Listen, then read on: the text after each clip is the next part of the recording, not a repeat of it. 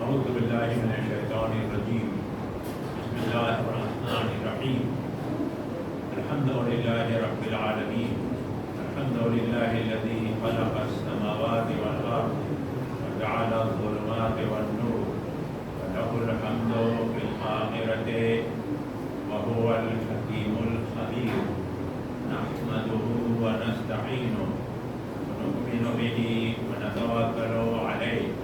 ثم الصلاة والسلام على أشرف الأنبياء والمرسلين حبيب إله العالمين العبد المؤيد والرسول المسدد المصطفى الأمجد أبي القاسم محمد. اللهم صل على محمد وآل محمد وعلى آله الطيبين الطاهرين الحجج الميامين واللعنة الدائمة على أعدائهم أجمعين من يومنا هذا إلى قيام يوم الدين. أما بعد، فقد قال رسول الله صلى الله عليه وآله وسلم: أنا مدينة العلم وعلي بابها.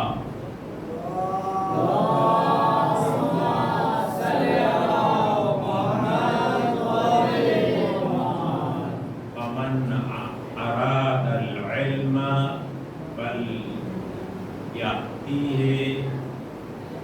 من بابه. صلوات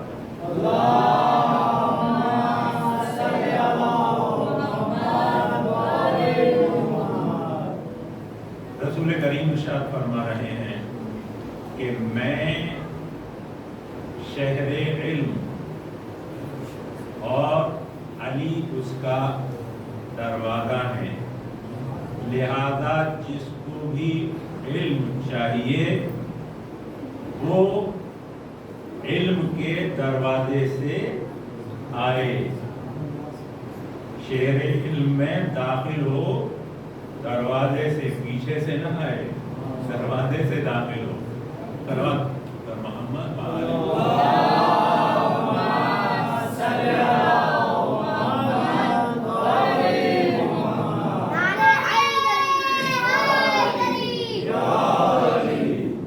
یہ نعرے جو آپ لگاتے ہیں علی کے، دیکھیے کہ یہ کون سے شہر کا دروازہ تھا. دروازے بھی بہت ہوا کرتے ہیں، شہر بھی بہت ہوا کرتے ہیں، لیکن کمال یہ ہے کہ یہ کون سا شہر ہے کہ جس کا دروازہ علی ہے. بہت ہیں دنیا میں شہر، شہر کا دروازہ ہونا اتنی بڑی بات نہیں ہے. یہ دیکھیے کہ کون سے شہر کا دروازہ ہے.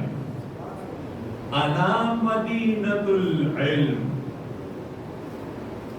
میں شہر علم ہوں.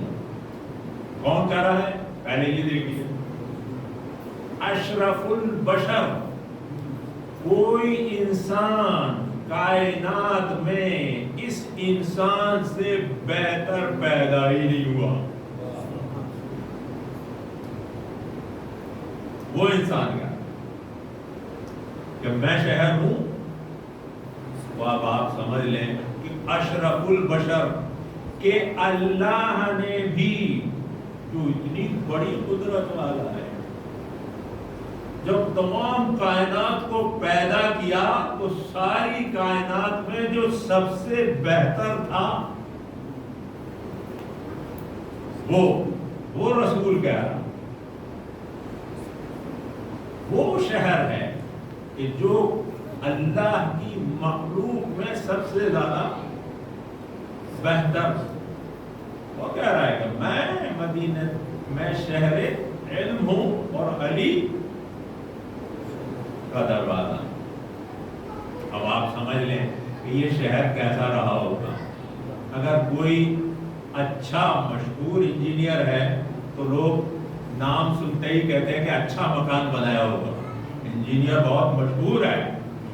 اس سے بڑھ کر مشہور اور کائنات میں کون ہوگا کہ جو اشرف البشر تھا، اشرف اشرف الانبیاء تھا، اس کا شہر کتنا عظیم ہوگا. اور شہر کیا کہنا چاہ رہے ہیں کہ یہاں جس طرح شہر کے اندر ہر چیز ہوتی ہے، ضرورت کی ہر چیز، لوگ اسی لیے تو دیہات سے آ کر شہر میں بس جاتے ہیں کہ ہر چیز یہاں پر ہے. یہاں پر روزگار بھی ہے، یہاں پر ہاسپٹل بھی ہے، اسکول بھی ہے، ہر چیز ہے، ضرورت کی ہر چیز موجود ہے. شہر میں آ کر بس جاتے ہیں. یہ رسول پوری کائنات کا اشرف البشر ہے. اس کا مطلب یہ ہے کہ کوئی چیز ایسی نہیں تھی اس کے شہر میں کہ جو انسان کی ضرورت کے لیے ہو، انسان کے لیے ضروری ہو اور اس کے یہاں نہ ہو. ایسا شہر تھا رسول. انسان کو کوئی بھی اگر مسئلہ ہے، آپ کے سامنے کوئی مسئلہ ہے، زندگی میں کوئی پریشانی ہے، اس شہر میں اس کا حل ہے. آپ کو کیا چیز چاہیے، اس شہر میں وہ چیز مل جائے گی. آپ کس لائن میں آگے بڑھنا چاہتے ہیں، کیا آپ کا سوال ہے، آپ کیا پوچھنا چاہتے ہیں، ہر چیز کا جواب موجود ہے. جو چیز بھی چاہیے وہ چیز اس شہر میں موجود ہے. کیوں کہ یہ علم کا شہر ہے.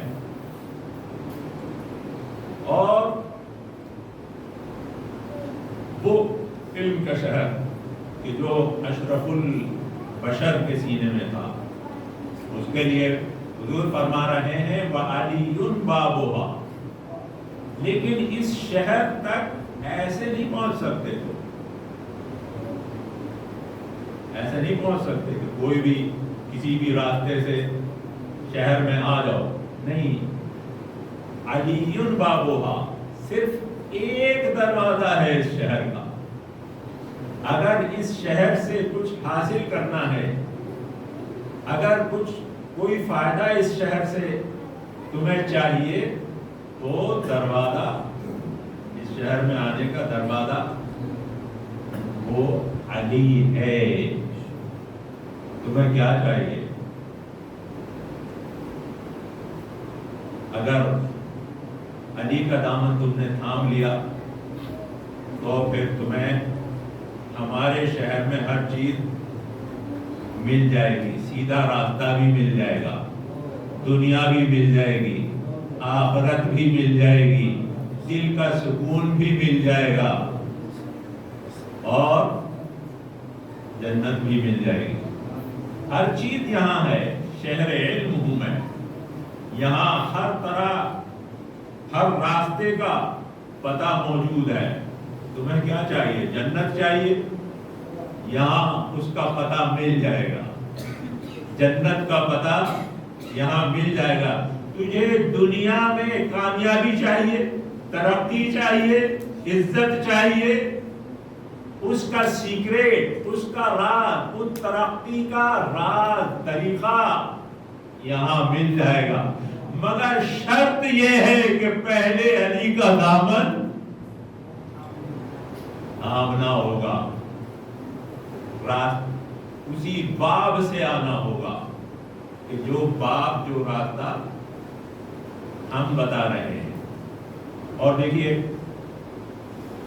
شاید یہی بات سمجھانا چاہتے تھے حضور کریم دوسرے الفاظ میں، جب حضور کریم نے کہا انی تارک فیکم الثقلین، کتاب اللہ وعترتی اہل بیتی، کہ میں اس دنیا سے جا رہا ہوں یا جانے والا ہوں، مگر دو گراں قدر چیزیں تمہارے درمیان میں چھوڑ کر جا رہا ہوں.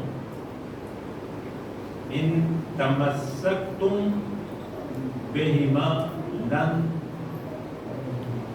तज़ल्लू बादी, कि अगर तुमने दोनों इन चीज़ों से तमस्सुक किया, दोनों चीज़ों का दामन थामे रहे, तो भटकोगे नहीं। एक किताब खुदा यानी कुरान और अहले बैत। नबी के अहले बैत में सरे फहरिस्त अमीरुल मोमिनीन है। लिहाजा गोया रसूल करीम फरमा रहे हैं कि अगर तुमने इस दरवाजे को छोड़ दिया या अली के दामन को छोड़ दिया तो तुम्हें इल्म नहीं मिल सकता, बल्कि गुमराह हो जाओगे, भटक जाओगे। तुम ये समझते रहोगे कि तुम्हारे पास इल्म है।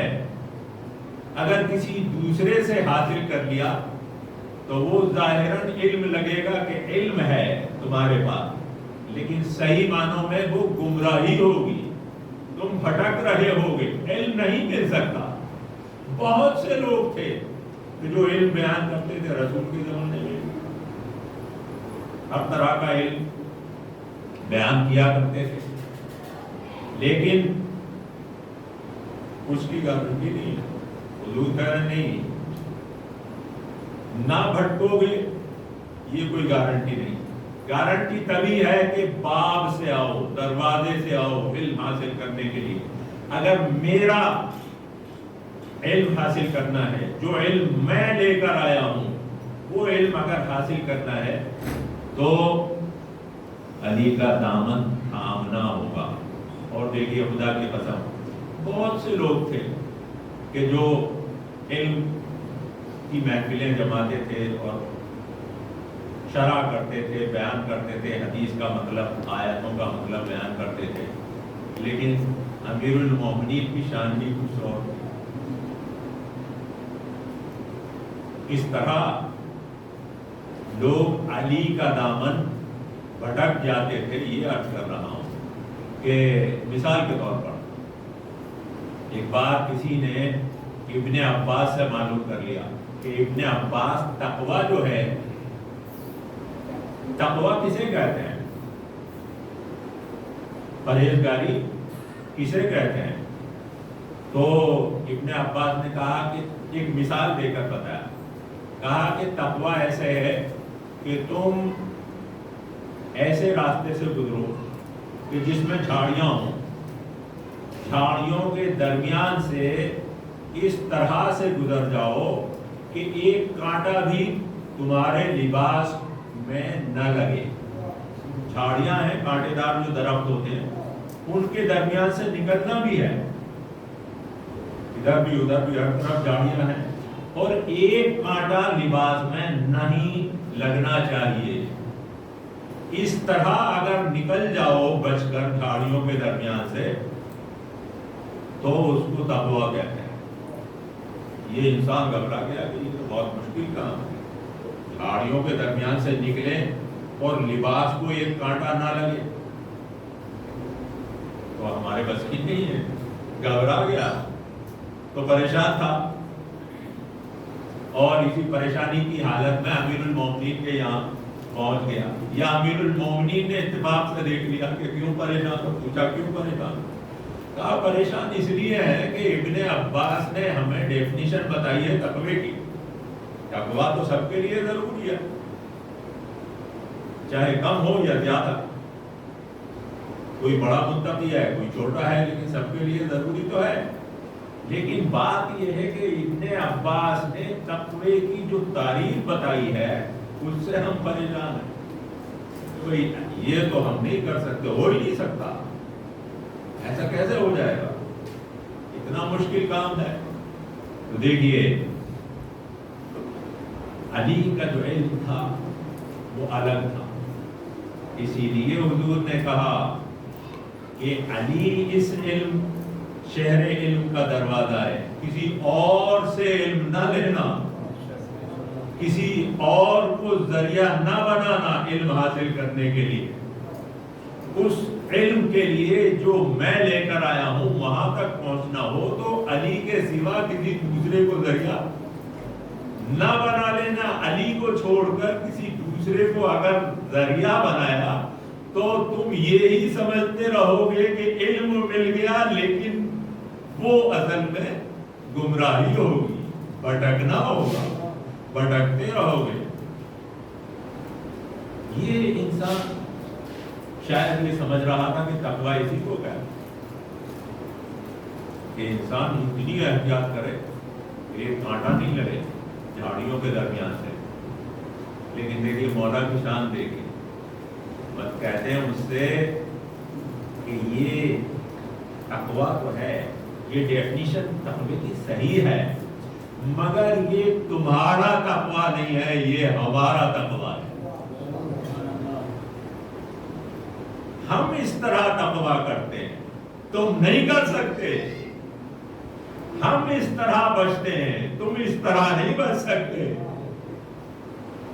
خدا کی قسم، مولا نے ایک انسان کو اس طرح بچایا کہ دنیا بھی بچ گئی اور آخرت بھی بچ گئی۔ اگر علی نہ ہوتے تو ہمیشہ پریشان رہتا اور تقوی سے دور رہتا۔ علی کے سبب سے لوگ تقوی سے وابستہ ہوئے، گھبرا کر تقوی کو چھوڑ کر دور نہیں ہوئے، کیونکہ گھبرایا ہوا تھا کہ تقوی ایسی چیز ہے، گویا دور ہونا چاہتا تھا کہ ہم تقوی اختیار نہیں کر سکتے۔ یہ علی کا علم تھا، کہا نہیں، یعنی مولا، میں نے کل بھی عرض کیا تھا، مشکل کشا، یہ کسی کا بنایا ہوا مشکل کشا نہیں ہے۔ اتنی مشکل کشائی کی، ہر انسان کی مشکل کشائی۔ دیکھیے اب پریشان ہے، گھبرایا ہوا ہے، کیا کریں؟ تقویٰ یہ تو ہم سے نہیں ہو سکتا۔ مولا نے دیکھ لیا کہ پریشان ہے تو مشکل کشائی کر رہے ہیں۔ یہ اس لیے مولا مشکل کشا بنا کہ قدم قدم پر مشکل کشائی کر رہے ہیں، پریشان ہے۔ اور شاید جب اس نے سنا ہوگا، ایسا فکر مند آدمی جس کو بہت فکر ہے کہ تقوی پر عمل کرو، جو بہت گھبرایا ہوا تھا، جب اس نے مولا کا جواب سنا ہوگا تو بتائیے کیا اس کے چہرے کی رونق بڑھ گئی ہوگی کہ واقعہ۔ تو مولا نے کہا کہ یہ تمہارا تقویٰ نہیں ہے، یہ تو ہمارا تقویٰ ہے۔ تو سوال یہ پیدا ہوتا، ہو سکتا ہے اس نے پوچھا ہو کہ مولا یہ تو آپ کا تقویٰ ہو گیا، لیکن ہمارا کیا ہے؟ تو بتا دیں کہتے ہیں۔ مولا کہتے ہیں مثال دے کر بتا رہے تھے، مثال دے کر ہی، جیسے پہلے ابن عباس نے مثال دے کر بتایا تقویٰ کیا ہے، ایسے مولا مثال دے کر بتایا، کہہ رہے دیکھو تمہارا تقویٰ یہ ہے کہ جیسے بارش ہو رہی، جیسے آج کل بارشیں ہو رہی ہیں اور راستہ خراب ہو، جیسے آج کل بہت سے راستے کچے راستے ہوتے ہیں، مطلب خراب ہو، تو جب تم اس حالت میں آگے بڑھتے ہو، اپنے گھر جانا چاہتے ہو، اپنی منزل پر پہنچنا چاہتے ہو، کیونکہ راستہ خراب ہے، سنبھل کر قدم بڑھاتے ہو، مگر پھر بھی گر جاتے ہو، کبھی گرنے کے بعد پھر کھڑے ہو جاتے ہو، پھر چلتے ہو، مگر کیونکہ حالات خراب ہے، موسم خراب ہے، بارش ہو رہی ہے، راستہ بھی خراب ہے، تو پھر گر جاتے ہو، لیکن پھر کھڑے ہو جاتے ہو، پھر سنبھلتے ہو۔ اسی طرح سے سنبھل کے اور گر کر، اسی طرح سے اگر اپنی منزل تک پہنچ جاؤ تو یہ تمہارا تقویٰ ہے، یہ تمہارا تقویٰ ہے۔ امیر المومنین شہر مدینہ کا باب ہے، دروازہ ہے، اگر اس دروازے کو چھوڑا تو بس آیت تو سمجھ میں آئے گی کہ اللہ فرما رہا ہے، مثلا بہت سی آیتوں میں ہے واتقوا اللہ، فاتقوا اللہ، اللہ سے ڈرتے رہو، اللہ کا تقویٰ اختیار کرو ہر وقت، لیکن کس طرح اختیار کریں؟ اگر یہ مولا نہ ہوتا تو پتہ ہی نہیں چلتا۔ لوگ قرآن پڑھ کے پریشان تو رہتے کہ یہ تقویٰ ہمارے بس کی بات نہیں ہے، لیکن خدا کی قسم یہ باب علم تھا کہ جس نے مشکلات کو حل کیا کہ یہ تمہارا تقویٰ ہے۔ عزیزان گرامی، صلوات پڑھیں تو آپ کرو۔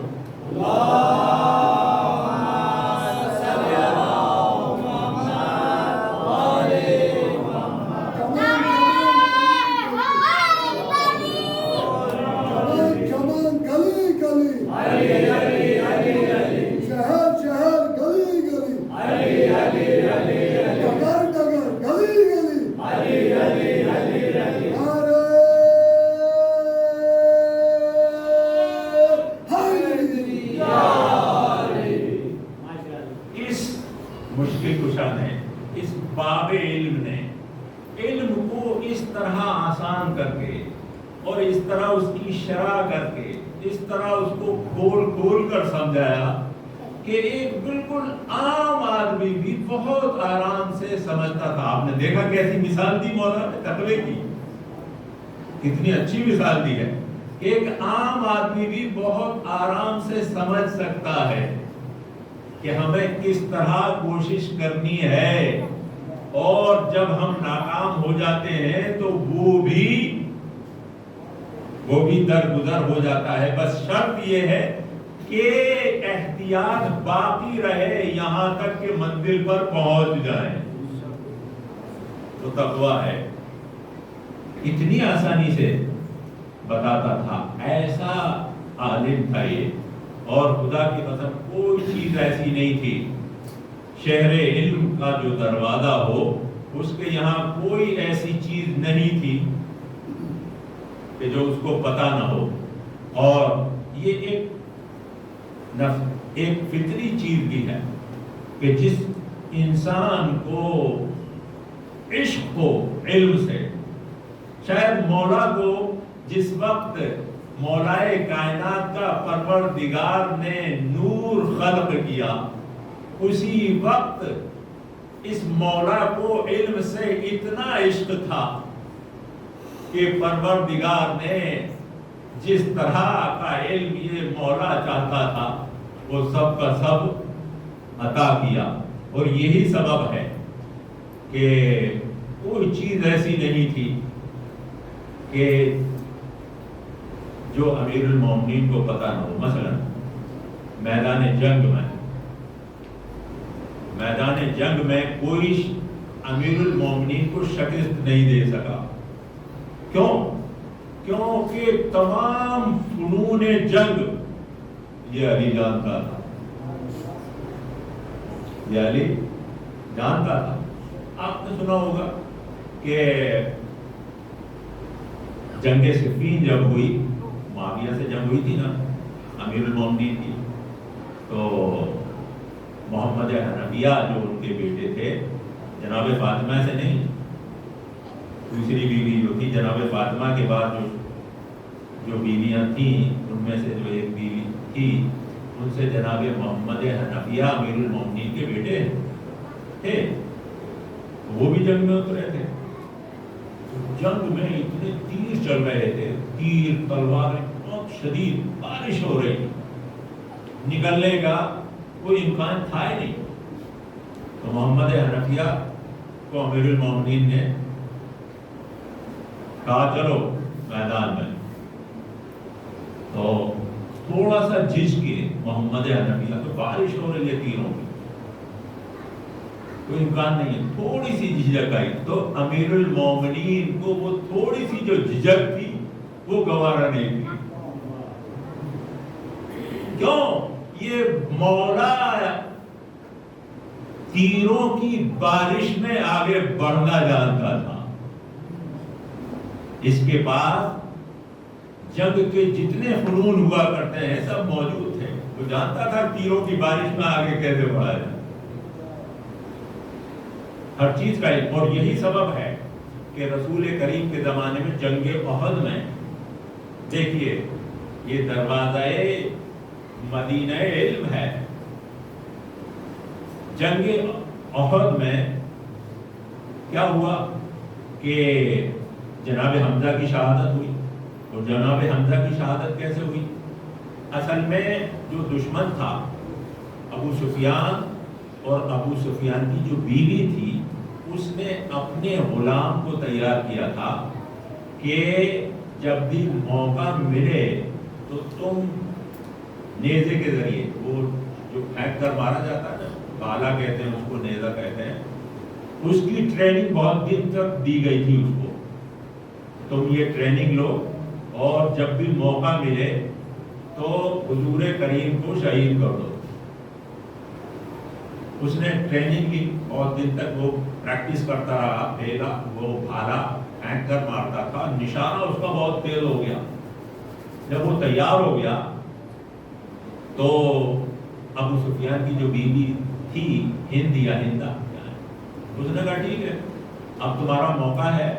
جنگ عہد میں اس نے کہا کہ تم کام کرو، اب پوری ٹریننگ تمہاری ہو چکی ہے، نشانہ بہت اچھا ہو گیا ہے، نشانہ لگاؤ حضور کریم کے اوپر، نیزہ پھینک کر مارو، کام ہو جائے گا. نشانہ بہت تیز تھا، بہت ماہر تھا، مگر اس نے کہا کہ نہیں، محمد کو تو ہم نشانہ نہیں بنا سکتے. پوچھا کیوں نہیں بنا سکتے؟ نشانہ تو تمہارا بہت تیز ہے. کہا لیکن ان کے چاہنے والے جو ہیں ان کو بالکل ایسے گھیرے رہتے ہیں کہ ہمارا بھالا پہنچے گا ہی نہیں، نیزہ لگے گا ہی. بالکل جانثار ایسے ہیں، چاروں طرف سے گھیرے رہتے ہیں، معاشرے میں کیے رہتے ہیں، نہیں لگے. تو اس نے کہا پھر محمد کے بعد تو دوسرے نمبر کا علی ہی ہے، اس کو مارو. تو کہا علی کو بھی نہیں مار سکتا.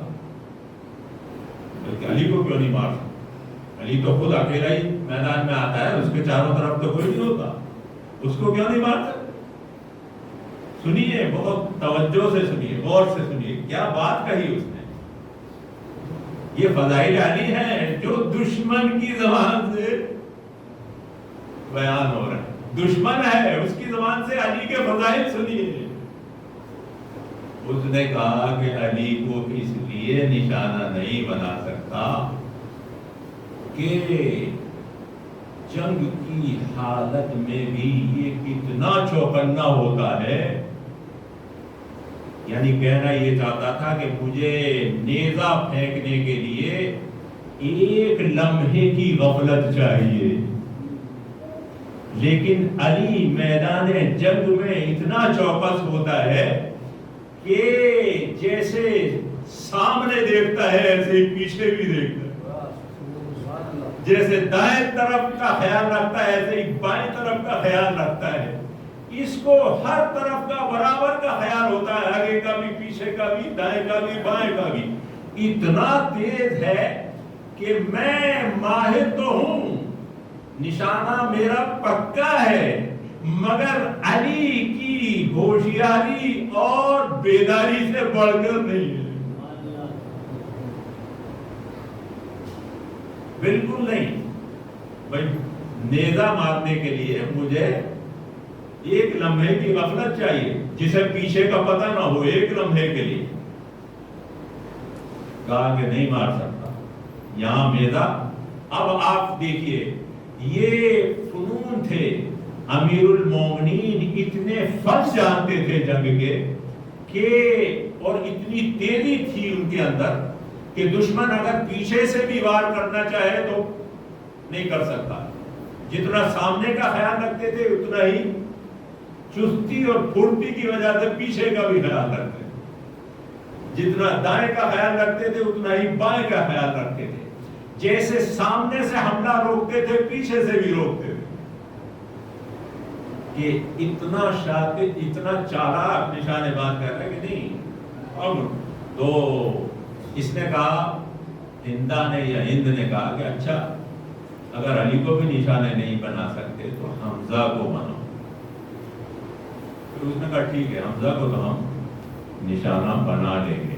اس لیے جناب حمزہ کی طرف اس نے اپنا نیزہ پھینکا اور جس میں ان کی شہادت ہوئی. صلوات پر اللہم صلی علی محمد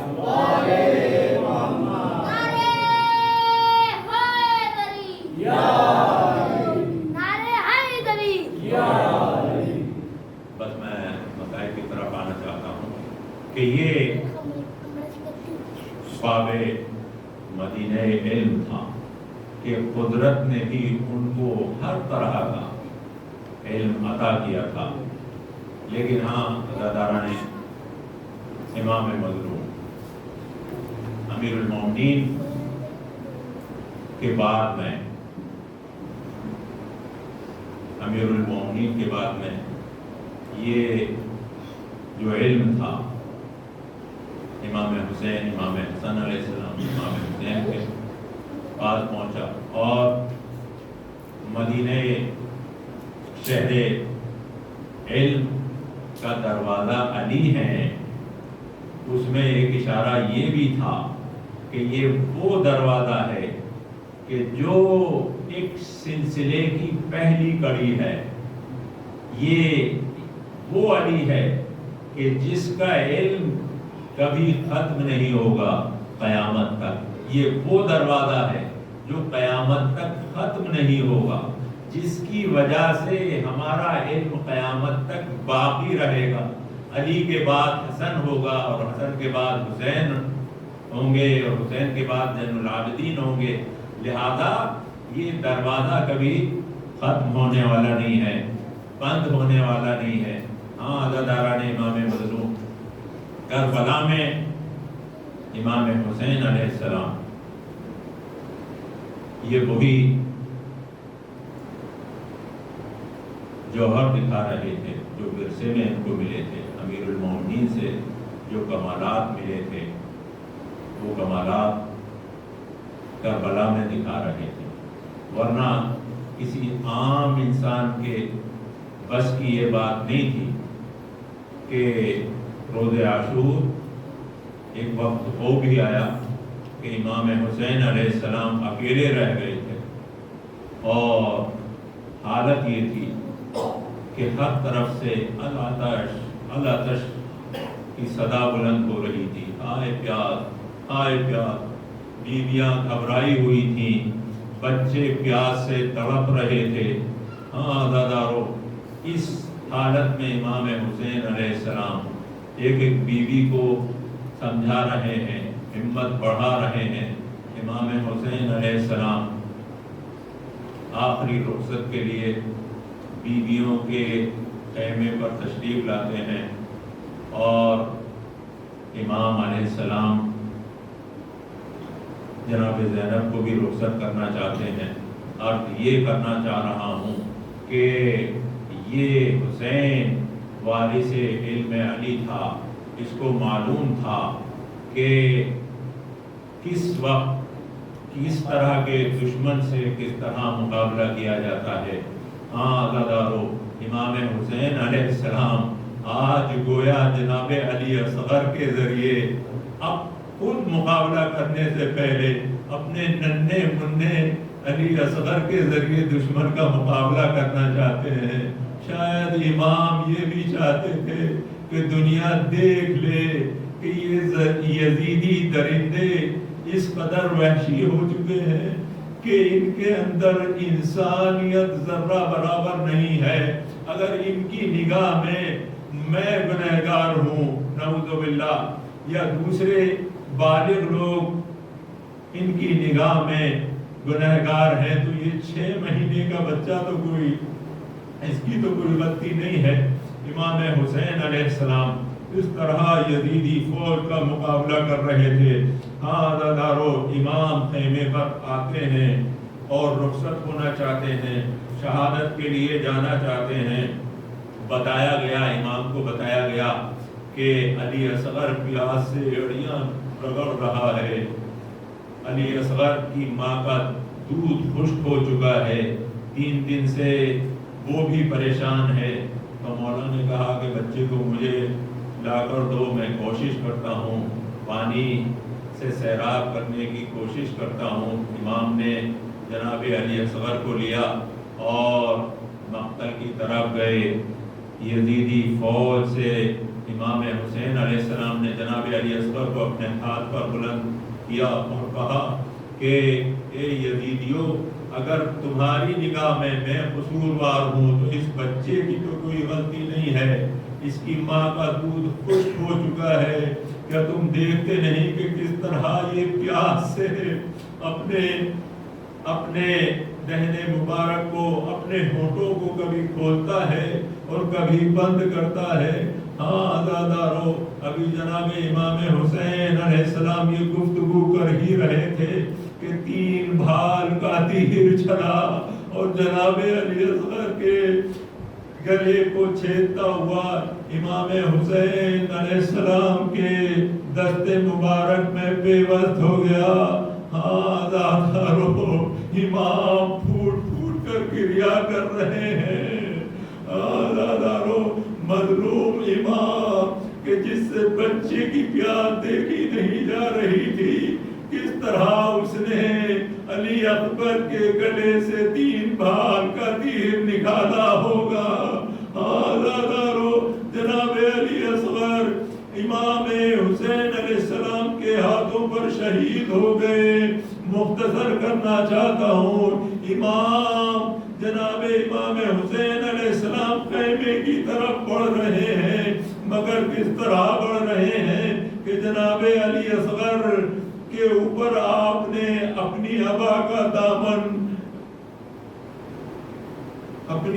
کے دامن سے جناب علی اصغر کو ڈھک لیا ہے اور خیمے کی طرف بڑھ رہے ہیں۔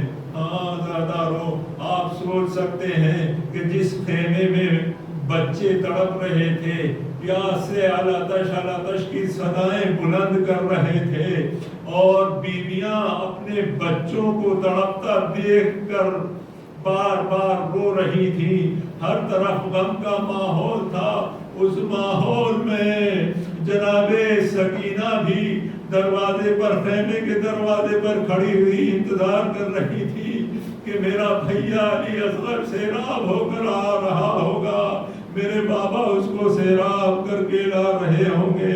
آزادارو، جیسے ہی امام حسین علیہ السلام خیمے کے قریب بڑھے، ایک بار جناب سکینہ آتی ہے اور فرماتی ہے، اے بابا، کیا آپ میرے بھیا علی اصغر کو سیراب کر لائے ہیں؟ ہائے آقا کی مصیبت، حسین کی مصیبت کہ سکینہ کو کس طرح جواب دے۔